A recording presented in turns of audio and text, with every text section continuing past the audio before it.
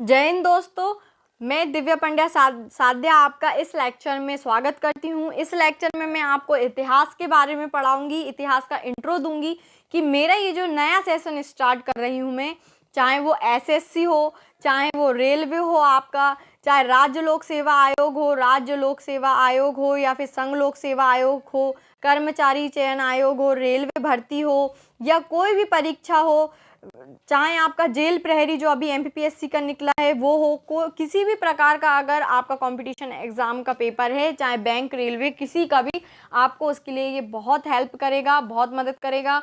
मैं इस सेशन का आज इंट्रो दे रही हूँ। इस वीडियो में, इस लेक्चर में मैं आपको बताऊंगी कि मैं अपने आने वाले वीडियोस में किन किन टॉपिक को लेकर आपको डिटेल्स में पढ़ाऊंगी और नेक्स्ट उनके एमसीक्यू, उनके प्रैक्टिस सेट भी करवाऊंगी। तो ओके, मैं स्टार्ट करती हूँ। मैं सबसे पहले आपको विषय सूची बताती हूँ कि इतिहास के लिए मैंने किन किन टॉपिक्स को लिया है जो हमारे एग्ज़ाम में इम्पॉर्टेंट साबित होंगे, हमारे नंबर को कटने नहीं देंगे, आगे हमें मदद करेंगे, चाहे वो एसएससी ही क्यों ना हो। मैं ऐसे क्वेश्चंस को इंक्लूड करूँगी जो पुराने पेपर में पूछे जा चुके हैं और उनको डिटेल्स में पढ़ाने के बाद मैं उनके आपको प्रैक्टिस सेट भी करवाऊँगी जो आपको प्रैक्टिस में मदद करेंगे।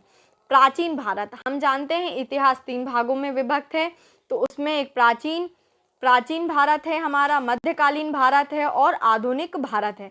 तो हम सबसे पहले प्राचीन भारत के टॉपिक्स देख लेते हैं। प्राचीन भारत में प्राचीन भारतीय इतिहास के स्रोत मोस्ट इम्पॉर्टेंट टॉपिक है हमारा ये, क्योंकि इसमें बहुत सारी ऐसी चीज़ें आ जाती हैं जो सीधे सीधे एग्जाम में पूछ लिए जाते हैं। नेक्स्ट हमारा आता है प्रागैतिहासिक काल, फिर आता है हमारा सिंधु सभ्यता, फिर आती है हमारी वैदिक सभ्यता, फिर आती है महाजनपदों का उदय, जैन धर्म, बौद्ध धर्म, शैव धर्म, वैष्णव धर्म, इस्लाम धर्म, ईसाई धर्म, पारसी धर्म। 13th हमारा आता है मगध राज्य का उत्कर्ष, 14th हमारा क्वेश्चन है सिकंदर, 15th है मौर्य साम्राज्य, 16th है ब्राह्मण साम्राज्य, 17th है भारत के यवन राज्य। यवन राज्य ने हमारे भारत को अच्छा इतिहास दिया है। नेक्स्ट आता है हमारा शक, 19 आता है कुषाण, 20 आता है गुप्त साम्राज्य, 21वां आता है हमारा पुष्यभूति वंश या वर्धन वंश। नेक्स्ट हमारा आता है 22वां जो हमारा है दक्षिण भारत के प्रमुख राजवंश। राजवंश से रिलेटेड क्वेश्चन बहुत पूछे जाते हैं, स्पेशली एमपीपीएससी के मेंस में तक इस प्रकार के क्वेश्चन आते हैं कि ये वंश के बारे में 3 नंबर में बताओ, या फिर ये जो राजा है ये किस वंश का है, या ये वंश का संस्थापक कौन है। इस प्रकार के क्वेश्चन इसमें पूछे जाते हैं। सीमावर्ती राजवंशों का अभ्युदय और राजपूत राजवंशों की उत्पत्ति, ये हम पढ़ेंगे हमारे प्राचीन भारत में, जिसने हमारे प्यारे भारत को अच्छा खासा सुंदर सा इतिहास दिया है।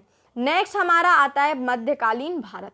मध्यकालीन भारत में हम क्या क्या पढ़ेंगे? भारत पर अरबों का आक्रमण, भारत पर अरबों ने आक्रमण जो किया उसके बारे में पढ़ेंगे। महमूद गजनी के बारे में पढ़ेंगे, मोहम्मद गौरी के बारे में पढ़ेंगे।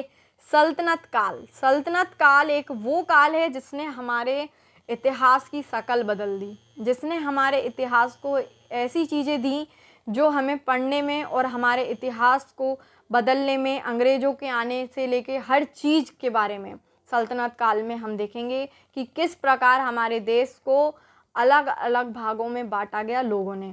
इसी में हम सल्तनत काल में ही पढ़ेंगे कि भारत की पहली मुग़ल शासिका रज़िया सुल्तान के बारे में भी हम सल्तनत काल में पढ़ेंगे। विजयनगर साम्राज्य के बारे में पढ़ेंगे, बहमनी राज्य के बारे में पढ़ेंगे, स्वतंत्र प्रांतीय राज्य के बारे में पढ़ेंगे। सूफी आंदोलन क्या था? सूफी आंदोलन से रिलेटेड भी क्वेश्चन आते हैं।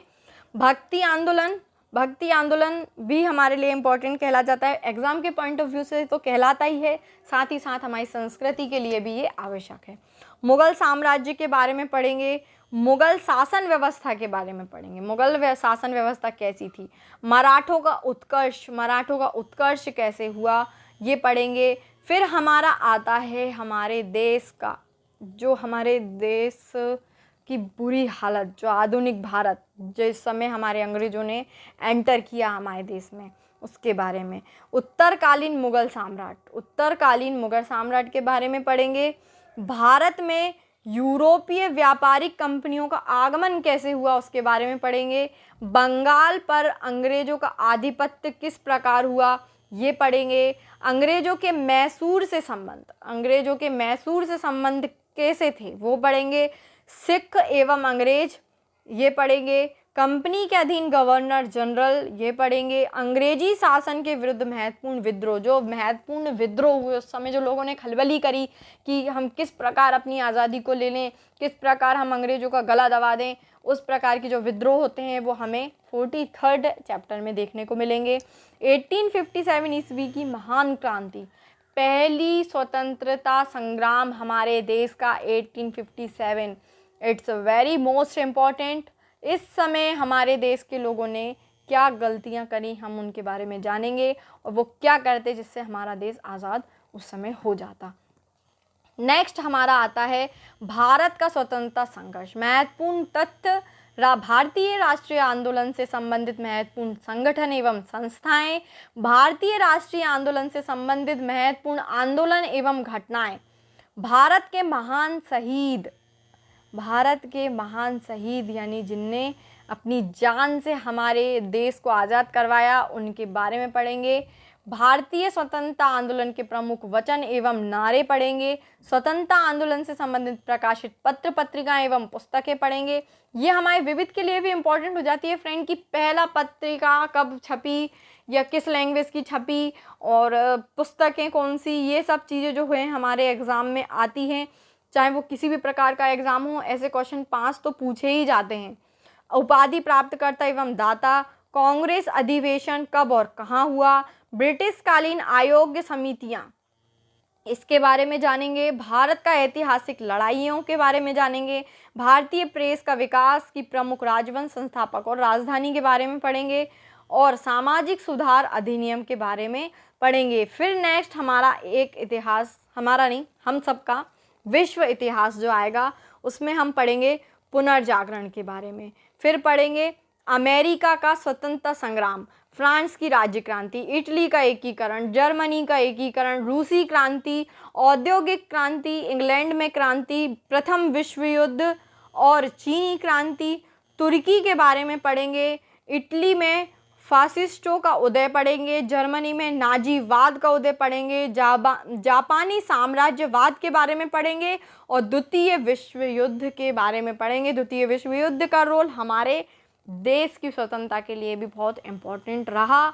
हम ये सब टॉपिक्स को डिटेल से पढ़ने के साथ साथ उनके MCQ में प्रैक्टिस भी करेंगे और उस प्रैक्टिस से आप अपने आप का आकलन कर सकते हैं कि हम कितने पानी में हैं और कितनी और हमें तैयारी करना है।